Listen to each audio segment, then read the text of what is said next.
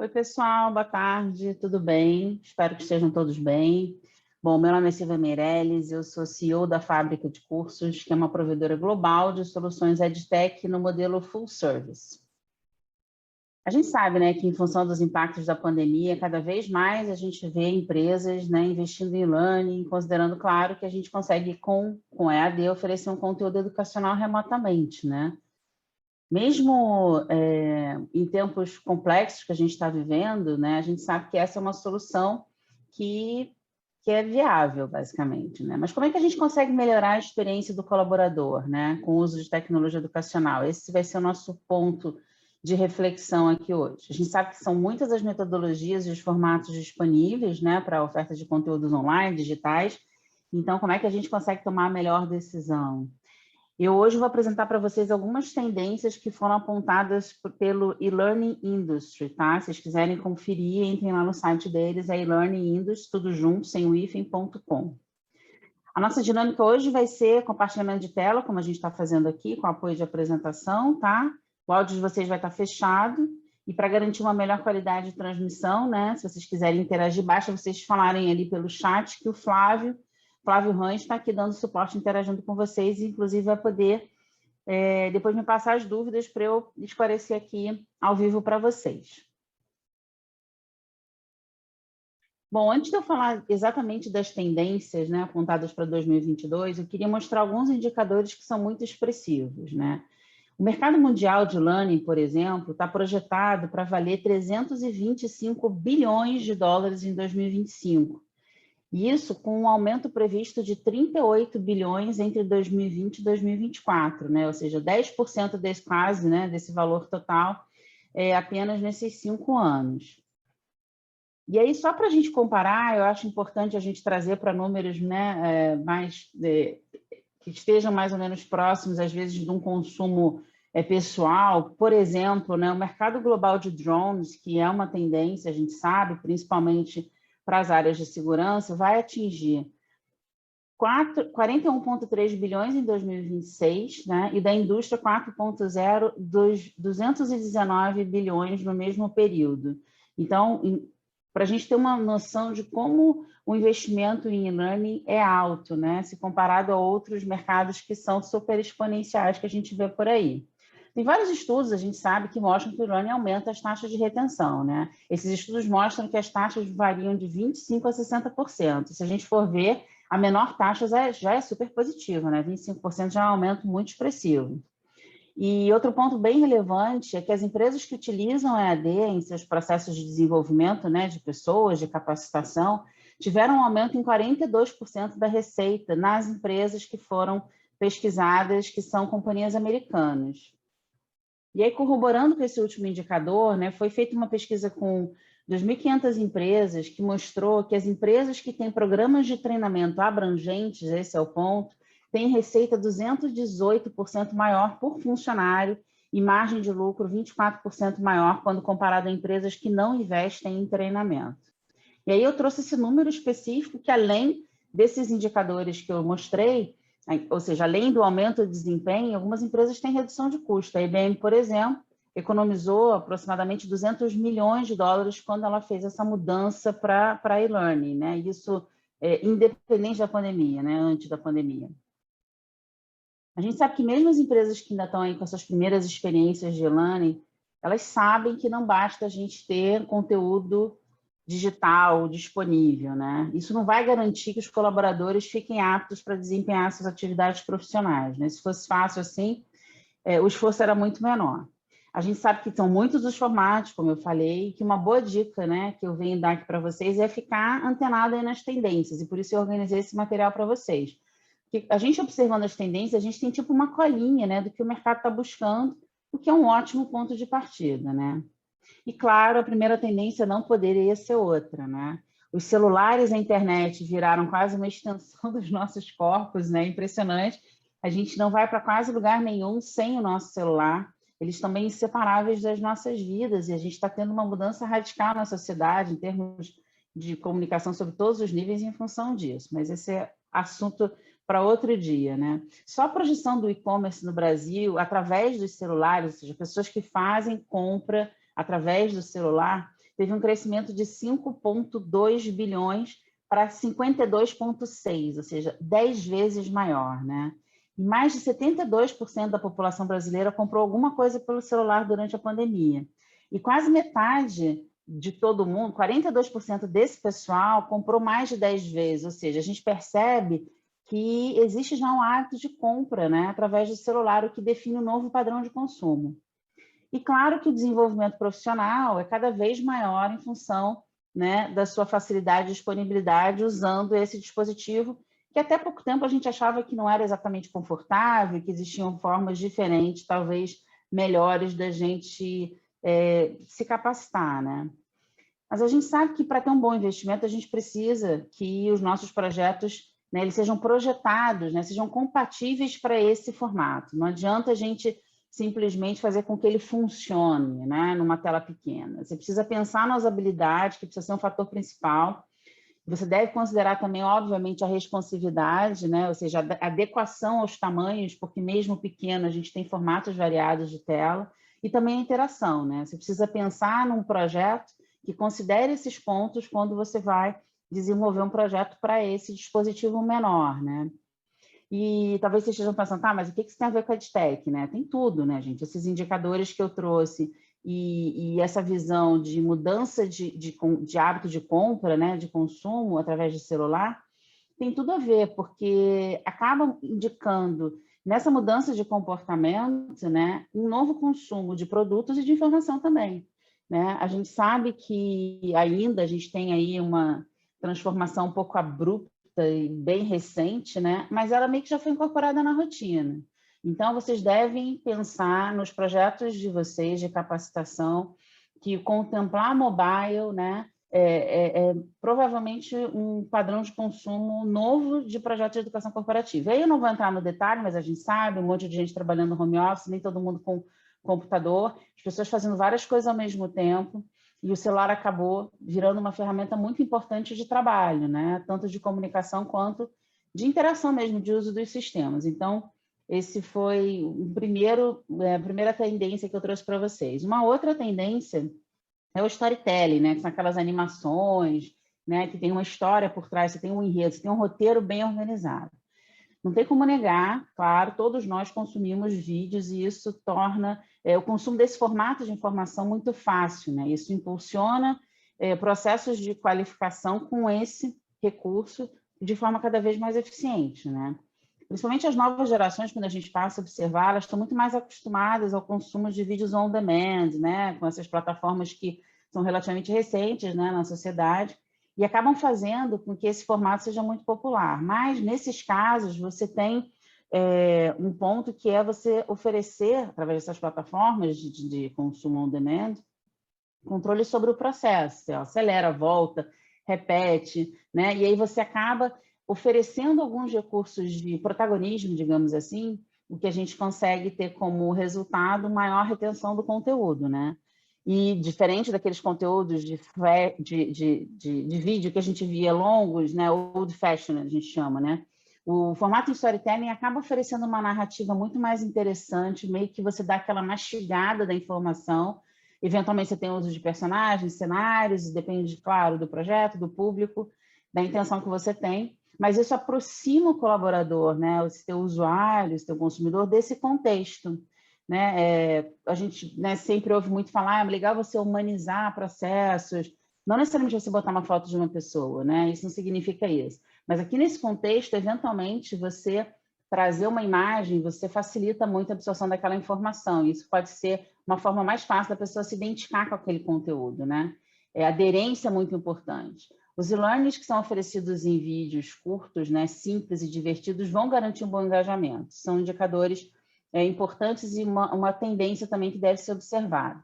Eu trouxe aqui um videozinho, né, que foi desenvolvido nesse formato, com características específicas, tem personagem e tal, mas muito mais para vocês verem um exemplo da fábrica.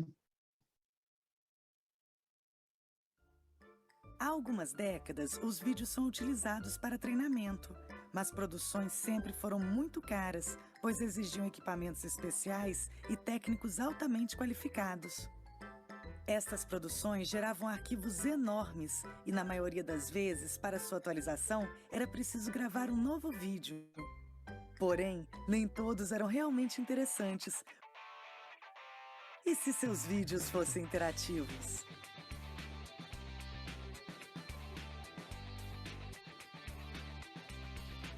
Nós amamos assistir vídeos. 1,2 bilhões de vídeos online são assistidos diariamente. Imagine o potencial disso no treinamento. Imagine como um vídeo com áreas e elementos clicáveis pode aumentar e muito o engajamento dos alunos. Ele não precisa sair do vídeo para consultar outros conteúdos ou até mesmo navegar em outro vídeo. Tudo pode acontecer no mesmo lugar. Cada um ainda pode escolher o rumo da história.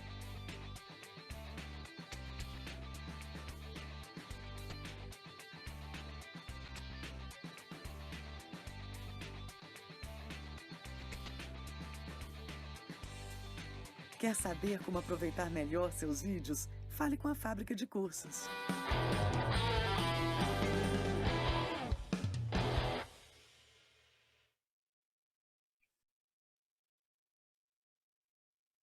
Então, pessoal, ali foi só um exemplo, né, para pontuar que você, através de um roteiro bem estruturado, você consegue passar bastante conteúdo e de uma forma rápida.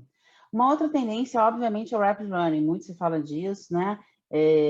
Algumas pessoas chamam de microlearning. Eu gosto de pontuar a diferença aqui na fábrica, porque também existem interpretações e formas diferentes de usar as mesmas terminologias nesse mercado, que eu acho até bem confuso, mas isso é uma realidade. A gente entende como Rapid Learning tanto o processo de produção quanto o conteúdo pequeno, tá? Então, ele está curto, objetivo, mas o processo também. Então, a gente entende que o Rapid Learning ele é maior do que o Microlearning, porque ele abraça esses dois pilares. O Microlearning, não, ele pode ser um projeto demorado de ser produzido, mas ele vai entregar uma pílula pequena, tá? Mas, falando, né, conceituando, o Rapid Learning, ele é um formato de entrega de pequenos conteúdos, né? Quando você tem ali uma organização em dose, eventualmente você tem até uma grande formação com vários Rapid Learning, ou você pode ter ali um conteúdo objetivo que apenas um Rapid Learning resolve, por exemplo, para lançamento de produto e para aplicações específicas, né? Então, você tem, né, desde a característica dele ser pequeno, já que, né, o seu formato ele pode variar bastante, mas ele tem um conteúdo que é objetivo. E aí você tem desde a apresentação expositiva, que é um pouco comparável aí a formatos de PowerPoint. Claro que não é exatamente assim, mas a gente consegue pensar numa interação que seja mais simples, até o OnePage, que está um pouco mais popular hoje, que parece um hot site, né? Ou eventualmente gamificação em várias fases, né? Se a gente for considerar o conteúdo reduzido e o potencial disso, né, funcionar muito melhor do que um conteúdo longo num mobile learning, né, que é a aprendizagem móvel que a gente falou, a gente acaba tendo o Rapid Learning como um formato muito eficiente, super envolvente, em geral mais barato, né? Então, você pode fazer mais e-learnings com o mesmo investimento que você tem para o projeto inteiro, você acaba flexibilizando, e aí você potencializa, inclusive, o reaproveitamento dessa sequência de objetos de aprendizagem nesse formato. Então, embora, né, o Rapid Learning não seja exatamente a melhor solução para todos os e-learnings, e assim, olhando de longe, é difícil definir qual é o melhor formato, cada vez mais ele tem se mostrado uma metodologia eficaz, né, popular, inclusive melhor para o cliente interno, ou seja, o especialista que vai produzir aquele conteúdo, porque quanto menor o conteúdo, mais focado, mais objetivo vai ser, melhor vai ser o resultado, né? E tem virado, claro, um formato muito, muito popular nas universidades corporativas. Eu trouxe aqui um exemplo de um conteúdo que pode ser considerado um Rapid Learning e também mobile.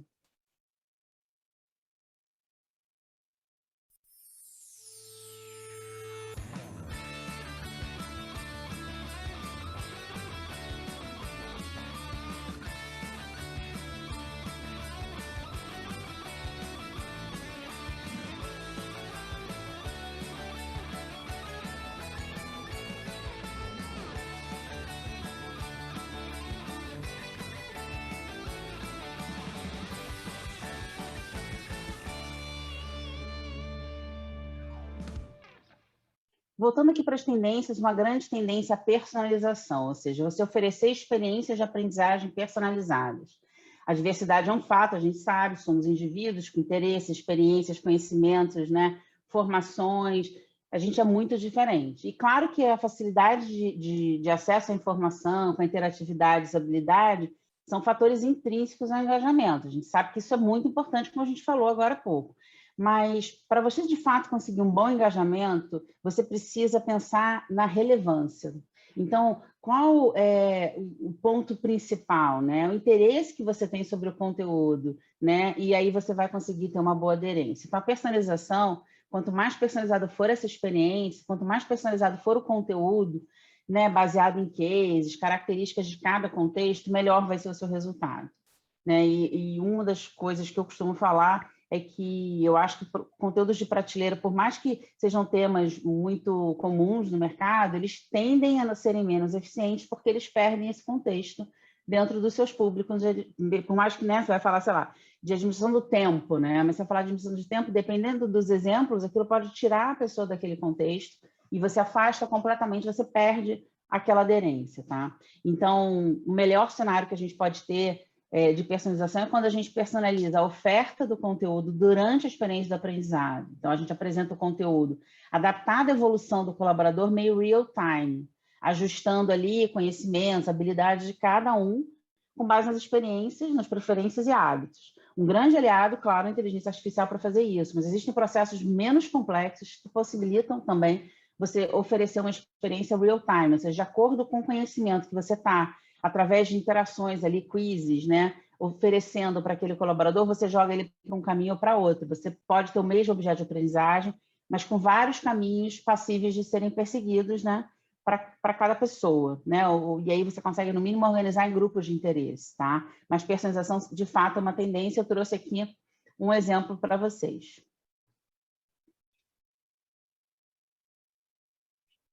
Esse aqui foi um projeto simples, tá? Onde a gente tem aqui algumas opções de conteúdo para cada cliente. Então, digamos que o cliente preferisse identificar uma dessas informações. Ele vai lá, ele opta para a informação que ele pretende buscar e ele vai navegar naquele conteúdo. Vou passar rapidinho, são informações de indicadores. Então, ele tem aqui grupos diferentes de conteúdo, mas ele tem um game também, que é você poder oferecer também um formato diferente, ou seja, não só o tipo de conteúdo, mas a forma do conteúdo diferente para cada um. Aqui vocês vão ver uma personalização simples, de acordo com a opção de cada usuário, de cada aluno.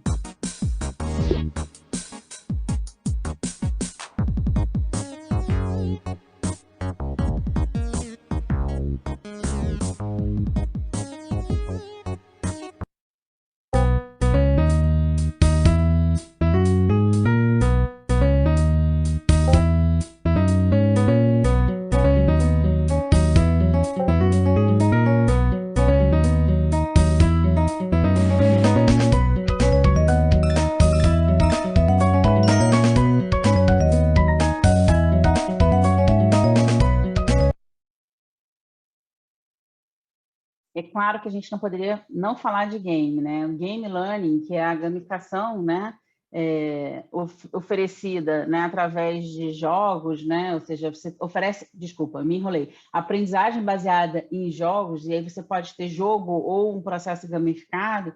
É claro que é uma tendência, a gente não podia não falar disso, né? Uma pesquisa mostrou que 59% dos brasileiros jogam em seus celulares, tá?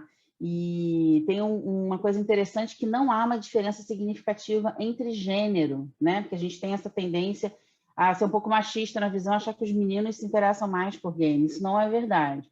A gente percebe, sim, na pesquisa, que o que tem de diferença é consumo em função de classe, né? Então, as classes mais comuns de consumo de game por celular são as C, D e E, que tem aí 61%, e classe A e B, 52%. Jovens até de 16 a 29 anos são os que mais consomem, mas também o pessoal mais de 50 está muito próximo, ele vai de 65 a 46. Então, na verdade, é um público muito amplo, muito vasto, e claro que as questões econômicas impactam, porque eventualmente o cara só tem um celular, ele vai usar o celular para jogar, mas se tem, sei lá, uma console, PlayStation, outras formas, um computador gamer, ele pode achar mais divertido do que usar um celular.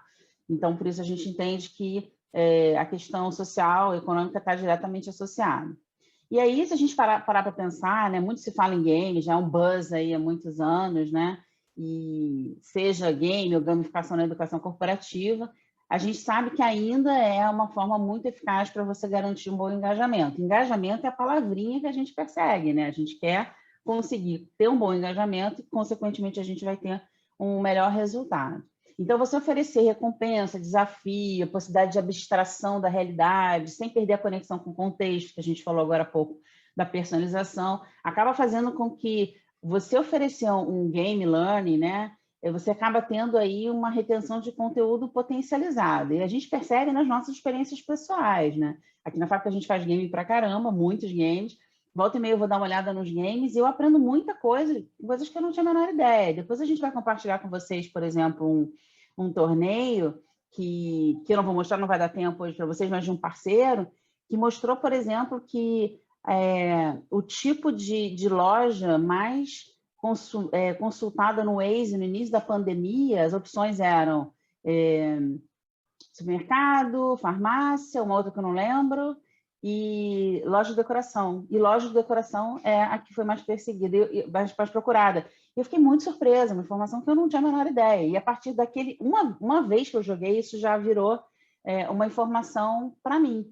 Então, eu aprendi nessa experiência rápida, super simples. Então, é claro que a gente percebe que é muito fácil a gente conseguir garantir retenção de conteúdo com experiências gamificadas e principalmente com game, quando você tem um conteúdo muito objetivo, né? A gente também tem aplicação de jogos, né, que são os jogos sérios, para simulação, e principalmente situações de risco, né? Então, isso é uma tendência já há muito tempo. Na verdade, meio que os simuladores viraram games a partir dessa necessidade, e a gente tem aí a possibilidade de fortalecer as habilidades dos colaboradores sem colocá-los numa situação de risco, né? Basicamente isso. E aí a gente pode ter processos gamificados, com tomada de decisão, situações onde a gente traz a experiência real do trabalho. Então, a gente tem muitas possibilidades. Isso tudo, claro, né? Oferecendo uma experiência lúdica, com a coisa da abstração e divertida, né? E tem muitas outras características que fazem do game um produto, né? Uma metodologia muito eficiente. Então, a gente consegue realmente alcançar aí resultados dos objetivos traçados do treinamento com game de uma forma mais fácil do que outras metodologias, tá? Vou mostrar aqui um exemplo para vocês também.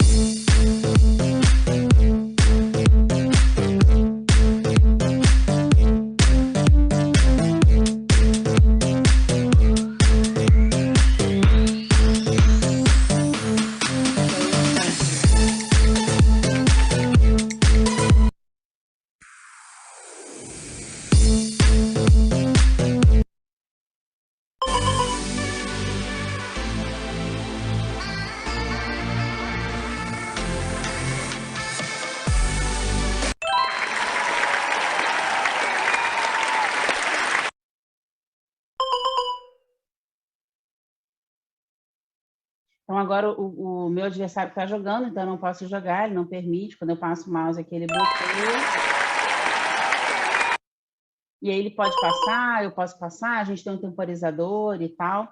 Era muito mais para dar uma ideia para vocês. Eu vou seguir, mas vocês vão receber alguns links desses exemplos aqui que eu estou mostrando para vocês, dos conteúdos que não são conteúdos de cliente, obviamente, para que vocês possam viver essa experiência, tá? Bom, também não poderíamos falar das tais realidades, eu gosto de chamar assim, né? Que é a realidade aumentada, a realidade virtual e a XR, né? Que é a realidade da experiência. De fato, você tem um mix dessas realidades, né? Que são as tecnologias imersivas, né? Também é conhecida como realidade estendida. Elas estão, de fato, transformando a indústria de tech. tem muitas aplicações, cada vez mais variadas. Você tem desde simulações, como a gente viu na gamificação também, ambientes críticos, mas ultra realistas, né? Até treinamentos comportamentais, onde você consegue ter situações híbridas, por exemplo. O legal é que você consegue colocar o teu colaborador numa experiência, né, que é verdadeiramente envolvente com essas tecnologias, né? Seja utilizando só aumentada ou só virtual, você consegue ter a tal da experiência da imersão e conseguir atingir aquele flow, né? Que muito se fala, que é quando você tem ali a concentração total naquela sua atividade.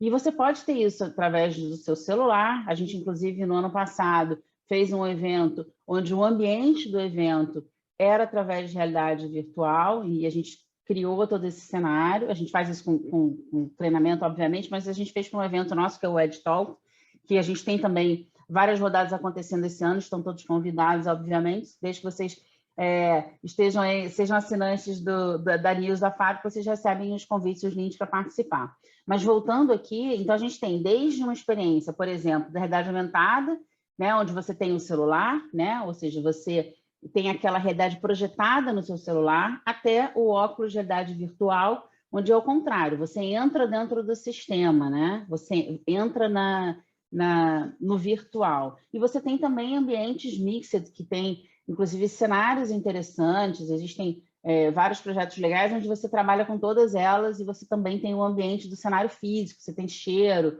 eventualmente você tem mudança de temperatura e você usa esses outros sentidos, né?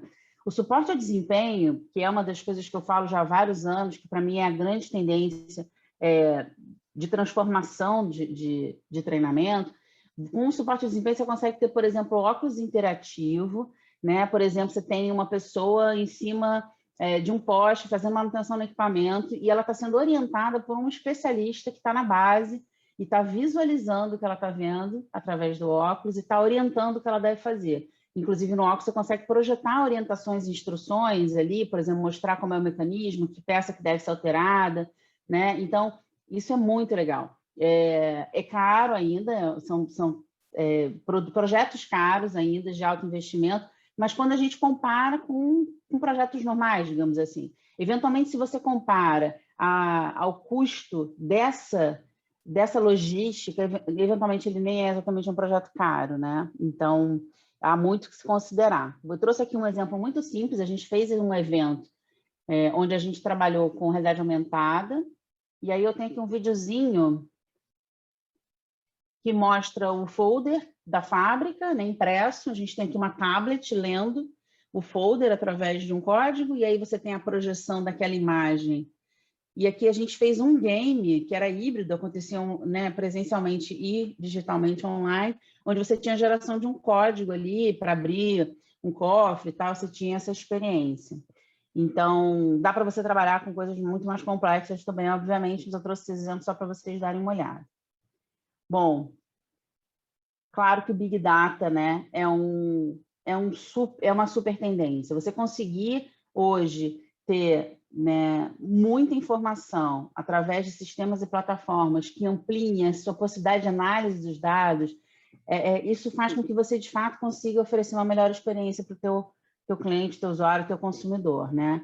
Isso se a gente pensar em cenários de sistemas de cliente, né? Mas se a gente parar para pensar no treinamento corporativo, isso não vai ser diferente. Você consegue, por exemplo, ter o registro das atividades fora da caixa, então, eventualmente, a pessoa foi visitar um museu, ler um livro, tudo isso você consegue ter de forma integrada e pode ser tudo considerado desenvolvimento do teu colaborador. Você consegue ter um registro detalhado dessas atividades, das interações, você consegue ter registro de geolocalização. Então, são tantas informações que você consegue registrar para que você depois possa fazer uma boa análise. E, claro, além de oferecer uma experiência mais personalizada, você poder cruzar com o comportamento desses alunos, dos gestores, né? Planejar projetos mais efetivos, de acordo com os públicos-alvo de cada atividade.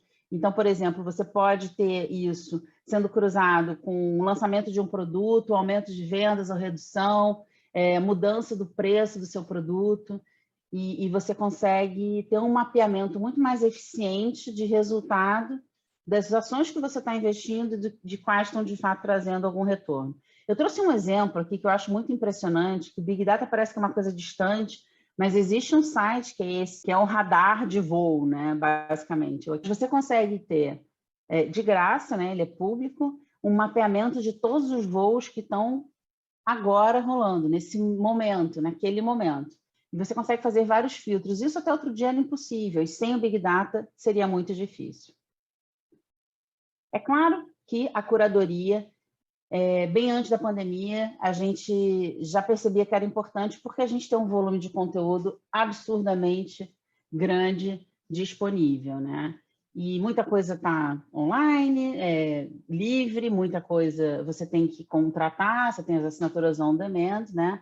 E com a pandemia, esse número aumentou exponencialmente, né? Muita coisa foi produzida, todo mundo foi gerar live, produzir vídeo, produzir conteúdo, e esse volume vem só aumentando. Então, o que já era importante agora é muito mais fundamental no processo de pesquisa, de consumo de informação, porque como é que você, né, como é que você vai se organizar para dedicar o seu pouco tempo, que é pouco tempo, para a quantidade de informação que tem disponível? Como é que você prioriza, né?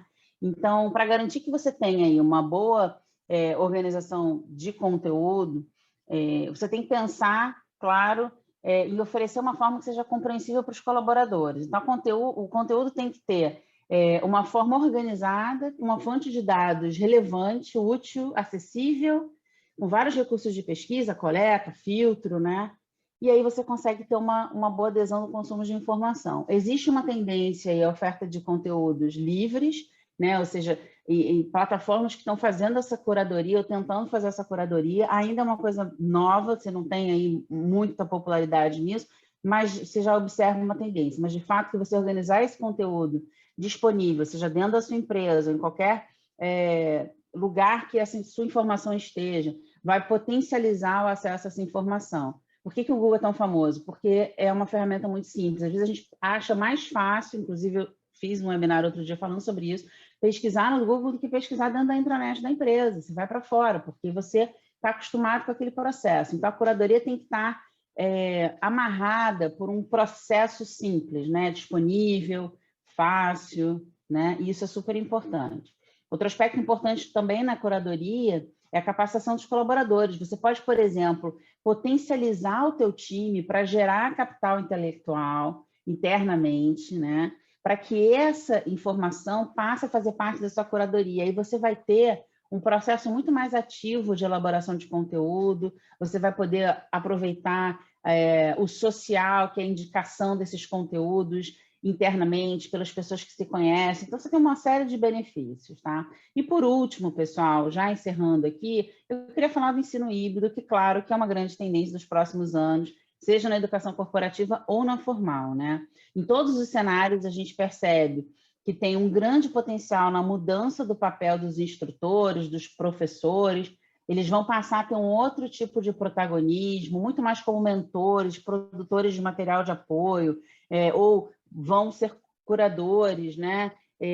Desenvolvedores de conteúdo personalizado, orientado para que os próprios alunos liderem o seu aprendizado. A gente percebe que essa é uma tendência já muito forte, né? E esse foi um dos outros pontos indicados, né, nessa pesquisa. Bom, pessoal, eu vou responder algumas perguntas aqui que o Flávio me mandou, rapidinho para vocês. A primeira é do Carlos Maurício, que ele pergunta como é que o e-learning aumenta a taxa de retenção em relação a outras formas de treinamento. Bom, são vários os elementos inerentes do e-learning, né, que fazem com que a gente tenha aí uma maior taxa de retenção. É claro que a autonomia, na minha opinião, é o carro-chefe, ou seja, a liberdade que o aluno tem de poder escolher o melhor momento, né, as condições mais adequadas para aquele estudo, e aí a gente está falando do mobile lá na frente, que esse é um ponto também, qual vai ser a ferramenta que ele vai utilizar, né, quais vão ser as atividades que ele vai priorizar para fazer, né? Então, com isso, você acaba tendo uma maior taxa de retenção, essa coisa do protagonismo. E claro que a partir da riqueza de recursos que o digital oferece, se você compara modelos mais tradicionais, né? E além da quantidade de informação, de você poder fazer com que ele vá para o caminho que ele acha mais interessante, isso tudo, né? Com essas oportunidades diferentes de várias formas, né, que podem ser materiais complementares, até da trilha formal, isso tudo né, potencializa, obviamente, uma maior taxa de retenção. E aí a gente não está nem entrando no mérito das novas gerações que estão muito mais acostumadas a formatos digitais, elas gostam, né, elas se sentem confortáveis assim. Eu vou falar mais duas aqui, porque depois eu respondo vocês direto, tá, pessoal, pelo e-mail. Mas a Amanda Souza Marques pergunta, o e-learning pode representar uma redução de custos? Os e-learnings não são mais caros que os presenciais? Muito bom, essa sua pergunta é muito boa, Amanda. A gente, com a coisa da pandemia, a tendência do e-learning ser tão mais agressiva, digamos assim, a gente parou de falar disso, mas é um ponto importante, né? E existe bastante confusão, né? Pontualmente, se a gente for ver, se a gente for desenvolver uma aplicação de um curso, pode parecer que naquele momento ali ele é mais caro do que uma ação presencial, que é o teu instrutor contratado na tua sala, eventualmente você vai ter que alugar um espaço ou não, que seja, mas se você for comparar, parece que o teu investimento ali pode ser maior. Mas se você tem que observar o seguinte, primeiro, os cursos, né, eles, claro, quando bem planejados e bem desenvolvidos, você consegue aplicar ele muitas vezes. Então, você, na verdade, vai poder escalar aquela tua aplicação, rodar muitas vezes. E quando você vai fazer a comparação, você tem que comparar com o teu potencial de turmas e pessoas que vai fazer aquele seu treinamento, né? E não pontualmente em relação a uma ação.